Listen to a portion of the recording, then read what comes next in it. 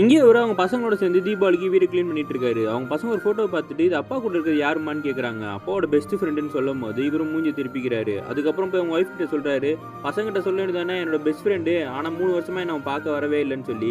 ஏன் நீங்க போய் பார்க்க மாட்டீங்களான்னு?" கேட்டா, "2 பேரும் தான் பார்க்கணும். ஒருத்தர் இழுத்துக்கிட்டு இருக்கக்கூடாது" அப்படின்னு அவர் சொல்றாரு. "குழந்தை மாரி பண்ணாதீங்க. முதல்ல அவருக்கு ஃபோன போடுங்கன்னா." "இல்ல ஊர் ஊரா சுத்துறான். என்ன பார்க்க மட்டும் வரமாட்றானேன்னு" சொல்லி கோச்சிக்கிறாரு. இவர் என்னதான் இப்படி பேசினாலும் ஃப்ரெண்டோட ஞாபகம் விட்டு போக மாட்டேங்குது. ஃப்ரெண்டோட நம்பர் எடுத்து பார்த்துக்கிட்டு இருக்காரு. தான் பையன் அவன் ஃப்ரெண்டோட போறத பார்த்துட்டு இவருக்கு அவர் ஃப்ரெண்டு ஞாபகமாவே இருக்கு.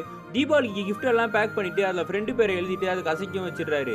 அன்னைக்கு நைட்டே பார்த்தீங்கன்னா, அவர் ஃப்ரெண்டு கிட்ட இருந்து ஃபோன் வருது. அட்டெண்ட் பண்ணாம அவங்க ஒய்ஃப் கிட்ட குடுக்குறாரு. ஒய்ஃபும் பேசிட்டு அவர் வெளியே தான் இருக்காரான்னு சொன்ன உடனே, ஏன் உள்ள வர மாட்டானான்னு சொல்லி போய் கதவு திறந்து பார்த்தா, அவர் வீல் சேர்ல உட்காந்துருக்காரு. இவர் கண்ணெல்லாம் கலங்கி போய் என்னடா ஆச்சுன்னு கேட்டா, 3 வருஷத்துக்கு முன்னாடி எனக்கு ஆக்சிடென்ட் ஆயிடுச்சு. உன்னை பார்க்க வர முடியல. என்ன மன்னிச்சிடுடான்னு அவர் சொல்லும்போது, நானும் உன்னை பார்த்துருந்துருக்கணும்டான்னு இவரும் ஃபீல் பண்ணி கட்டி பிடிச்சு அழுகுறாரு. ஈகோவெல்லாம் தூக்கி போட்டு இருக்கிறது தாங்க எப்பயுமே நல்லது.